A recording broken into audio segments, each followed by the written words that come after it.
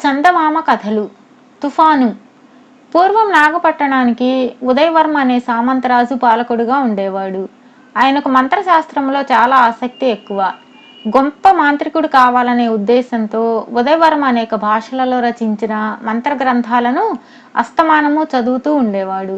ఉదయవర్మ తమ్ముడు సూరవర్మ. అన్నగారు తన చదువులో మునిగి తేలుతూ ఉండడం చేత రాజ్యభారమంతా ఈ సూరవర్మే చూస్తూ రాజుగారికి ఉండవలసిన లాంఛనాలన్నీ జరిపించుకుంటూ ఉండేవాడు. కొంతకాలం గడిచాక సూరవర్మకు దురాశ పుట్టుకొచ్చింది. అందుచేత తన అన్నగారిని 3 ఏళ్ల వయసు గల ఆయన కుమార్తె చంద్రసేనను ఎలాగైనా చంపించి తానే రాజవుదామని సూరవర్మ ఆలోచించాడు. ఈ కుట్ర సఫలం కావడానికి జైపాలుడనే చాళుక్యరాజు సూరవర్మకు సహాయపడ్డాడు. అయితే ఉదయవర్మను చంపేయడం అంత తేలిక పని కాదు. నాగపట్టణ ప్రజలకు ఆయన పైన చాలా అభిమానం. సూరవర్మ రాజ్యలోభం చేత ఆయనను చంపించినట్లు తెలిస్తే వారు సూరవర్మను బతికి ఉండనివ్వరు. అందుచేత తన అనుచరులలో ధీరసింహుడనే వాణ్ణి పిలిచి, సూరవర్మ ఆయనతో, నా అన్నను ఆయన కుమార్తెను నడి సముద్రంలో వదిలిపెట్టిరా, వారిని ఒక నౌకలో తీసుకుపోయి సముద్ర మధ్యలో చుక్కాని తెరచాపాలేని చిన్న తెప్పలోకి ఎక్కించి తిరిగిరా అని చెప్పాడు. అలా చేస్తే ఉదయవర్మ చంద్రసేన సముద్రంలో తుఫాను వచ్చి మునిగిపోవడమో తిండికి లేక మాడి చావడమో జరుగుతుందని సూరవర్మ ఆశించాడు. కానీ ధీరసింహుడి హృదయం మంచిది. అందుచేత ఆయన తన యజమాని చెప్పిన ప్రకారం ఉదయవర్మను ఆయన కుమార్తెను నడి సముద్రం మీద తెప్పలో దించేటప్పుడు ఆ తెప్పలో వారిద్దరికీ చాలా రోజుల పాటు సరిపడే ఆహారము, ఉదయవర్మ ఎప్పుడూ చదివే గ్రంథాలు భద్రం చేసి పెట్టాడు.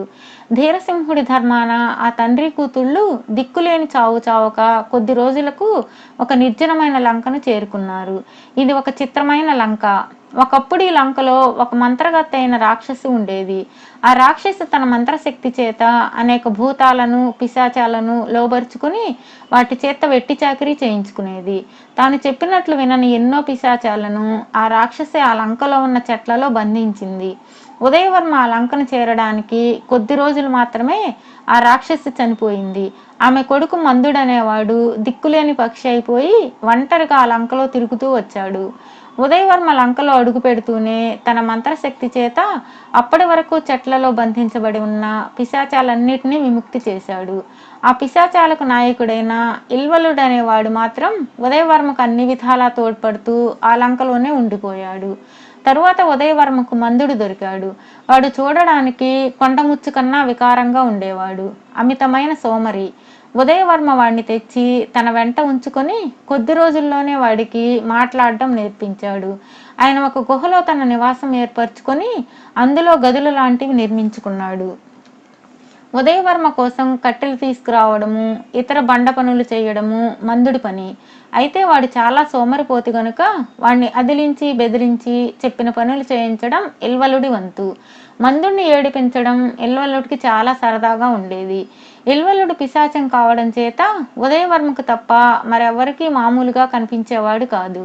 మందుడు పనికి బద్దగించినప్పుడు ఇల్వలుడు అదృశ్యంగా ఉండి వాణ్ణి గిల్లేవాడు, లేదా బురదలోకి తోసేవాడు, లేదా ముళ్ళపంది రూపంలో ప్రత్యక్షమై మీదికి పరిగెత్తుకొచ్చి బెదరగొట్టేవాడు.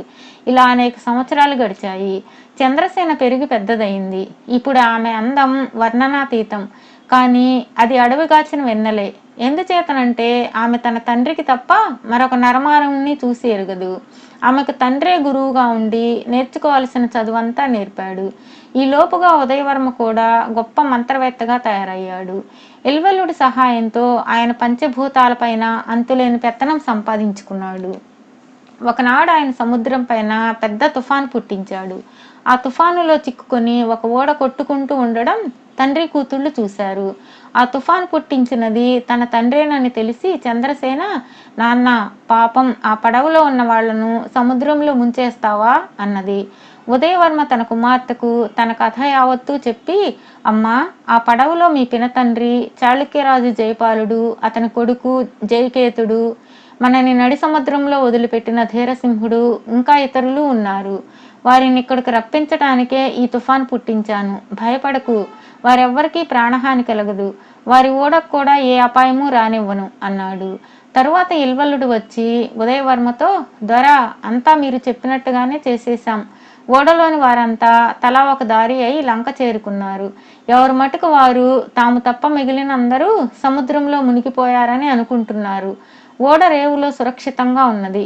అయితే దాన్ని ఎవరికీ కనబడకుండా ఒకచోట దాచాం అన్నాడు. ఇంకా జరగవలసిన పని కొద్దిగా ఉన్నది. అది కాగానే నీకు పూర్తి స్వేచ్ఛ ఇచ్చేస్తాను. ముందు జయకేతుడు ఉన్న చోటుకి వెళ్ళి వాణ్ణి ఇక్కడికి తీసుకురా అన్నాడు ఉదయవర్మ.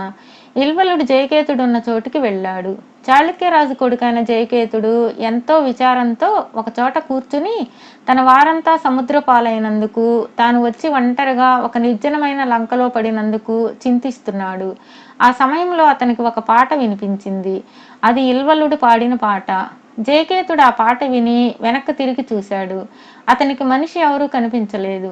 అందుచేత అతను లేచి పాట వినిపించే దిక్కుగా నడిచి వచ్చి చంద్రసేనను చూసి నిర్ఘాంతపోయాడు. అతని కళ్ళకామె మనిషిలా కనిపించలేదు, దేవతగా తోచింది.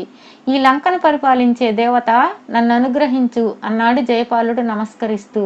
అయ్యా, నేను దేవతను కాను, మామూలు మనిషినే అంటూ చంద్రసేన తన కథను ఆ యువకుడికి చెప్పబోయేంతలో ఉదయవర్మ అడ్డు తగిలి కోపం నటిస్తూ, ఎవడబోయి నీవు, వేగుల వాళ్ళలాగున్నావే, నా వెంటరా, నిన్ను నిర్బంధంలో ఉంచి నీ చేత వెట్టి చాకిరీ చేయిస్తాను అన్నాడు.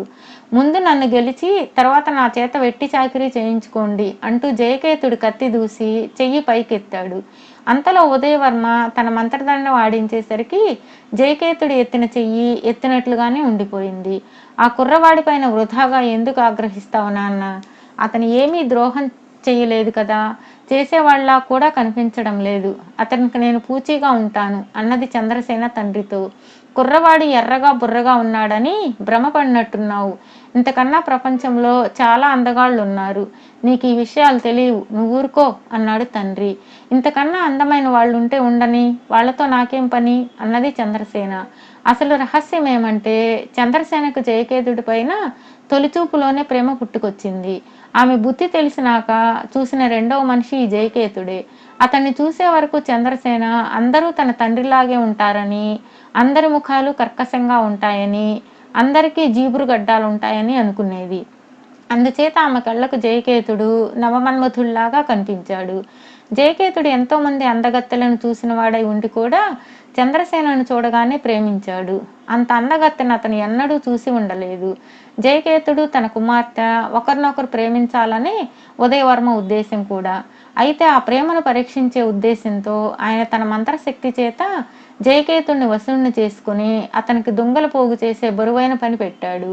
రాజు కొడుకై పుట్టి నాజూకుగా పెరిగిన జయకేతుడికి ఈ పని చాలా భారంగా తోచింది. అతను వేగంగా దొంగలను పోగు చేయలేకపోయేవాడు.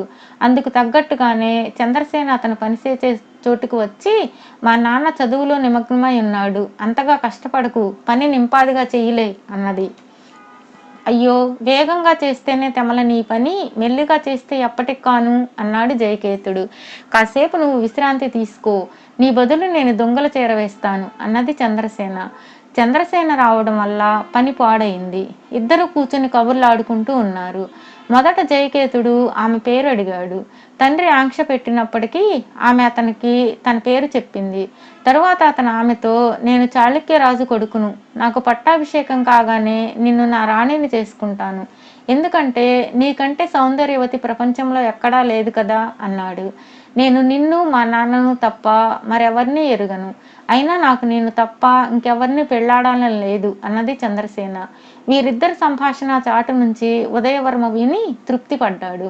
ఆయన వారి ఎదుటికి వచ్చి, మీ మాటలన్నీ విన్నాను, భయపడకండి. మీకిద్దరికీ నిజంగా ఒకరిపై ఒకరికి ప్రేమ ఉన్నదని నాకు నమ్మకం కుదిరింది. అందుచేత మీ పెళ్లికి నేను అభ్యంతరం చెప్పను అంటూ ఆయన అవతలకు వెళ్ళాడు. తరువాత ఆయన ఇల్వలుణ్ణి పిలిచి, నా తమ్ముడు జయపాలుడు ఎక్కడ ఉన్నారు అని అడిగాడు. దొరా, నేను నా మాయతో వాళ్ళని బాగా హడలగొట్టాను. లంక అంతా తిరిగి అలిసిపోయి ఆకలికి మాడుతూ ఒక చోట కూర్చునేసరికి ఆహారం వారి ఎదుట కనబడేలాగా చేశాను. వాళ్ళు ఆత్రంగా తినడానికి ముందుకు వచ్చేసరికి ఆహారం మాయమైంది. నేను ఒక పెద్ద పక్షి రూపంలో ప్రత్యక్షమై, మీరు పాపాత్ములు, ఏ పాపమో ఎరుగని ఉదయవర్మను, ముక్కుపచ్చలారని ముద్దుల కుమార్తెను సముద్రంలోకి తోసిన కిరాతకులు అని అరిచాను. నా మాటలు వినగానే ఆ ఇద్దరూ బావురుమని ఏడ్చి తాము చేసిన పాడు పనికి ఎంతో తిట్టుకున్నారు. వారు నిజంగా పశ్చాత్తాప పడుతున్నారు దొరా. వారిని ఇంకా శిక్షించటం ధర్మం కాదు అన్నాడు ఇల్వలుడు. ఉదయవర్మ నవ్వి, పిశాచానివైన నీకే వాళ్ళపై జాలి కలిగితే అంతఃకరణ మనిషినైన నేను వారిని బాధిస్తానా? వారిని వెంటనే ఇక్కడికి చేర్చు అన్నాడు ఇల్వలుడితో. జయకేతుడు అలాగే ఇల్వలుడి సంగీతం విని సూరవర్మ, జయపాలుడు, ధీరసింహుడు అది వినిపించే దిక్కుగా నడిచి ఉదయవర్మ ఉన్న చోటికి వచ్చారు. వారిలో ఒక్కరు కూడా తమ ఎదుట ఉన్నది ఉదయవర్మ అని గుర్తించలేదు. ఉదయవర్మ ధీరసింహుని సమీపించి ఆలింగనం చేసుకుని తాను ఫలానా అని చెప్పుకుని, నీ దయ వల్లనే నేను ప్రాణాలు దక్కి బ్రతికి ఇక్కడికి చేరుకున్నాను అన్నాడు. ఆయన ఉదయవర్మ అని తెలియగానే సూరవర్మ, జయపాలుడు ఆయన కాళ్లపై పడి క్షమాపణలు వేడుకున్నారు. మీరు విచారించకండి, పశ్చాత్తాపం అన్ని తప్పులను సరిచేస్తుంది. ఇన్నేళ్లు ఈ నిర్జనమైన లంకలో గడిపినందుకు నాకు పరిహారం జరగబోతున్నది. నా కుమార్తె నీ కుమారుణ్ణి పెళ్లాడబోతున్నది అన్నాడు ఉదయవర్మ జయపాలుడితో. నా కుమారుడా? జయకేతుడు చనిపోయాడు కదా, బతికే ఉన్నాడా? ఏడివాడు? ఎంత అదృష్టం అన్నాడు జయపాలుడు ఆనందోత్సాహాలతో. రండి చూపిస్తాను అంటూ ఉదయవర్మ తన అతిథులను తన గుహకు తీసుకుపోయి అక్కడ చదరంగం ఆడుకుంటున్న చంద్రసేనను, జయకేతుడిని చూపాడు. తన తండ్రి బ్రతికి ఉండడం చూసి జయకేతుడు కూడా పరమానందం చెందాడు. చాలా కష్టాలు గట్టెక్కాయి, కానీ మనం ఈ నిర్జన ప్రదేశం వదిలి మన దేశానికి వెళ్ళిపోవడానికి ఓడ, కళాసులు లేకపోవడం ఒక్కటే పెద్ద లోపం అన్నాడు జయపాల మహారాజు. మీ ఓడకి ఏ ప్రమాదము జరగలేదు, కళాసులందరూ అందులోనే ఉన్నారు. మీరెప్పుడు తలుచుకుంటే అప్పుడే ప్రయాణమైపోవచ్చు అన్నాడు ఉదయవర్మ. అయితే అందరము కలిసే వెళదాం, ఆలస్యం దేనికి అన్నాడు జయపాలుడు. ఉదయవర్మ ఇల్వలుడికి స్వేచ్ఛ ఇస్తూ, నీ పిశాచాలతో సహా నీ ఇష్టం వచ్చిన చోటికి వెళ్ళిపోవచ్చు అని చెప్పేశాడు. తన మంత్ర గ్రంథాలను ఆలంకలోనే ఒక చోట పాతి పెట్టేసి ఆయన కూడా ప్రయాణమయ్యాడు. కొద్ది రోజులకు వారు స్వదేశం చేరుకున్నారు. నాగపట్టణానికి ఉదయవర్మ మళ్లీ రాజయ్యాడు. తర్వాత కొద్ది రోజులకే చాళుక్య రాజ్య సింహాసనం పైన జయకేతుడు కూర్చున్నాడు. చంద్రసేనకు అతనికి మహావైభవంగా పెళ్లి జరిగింది.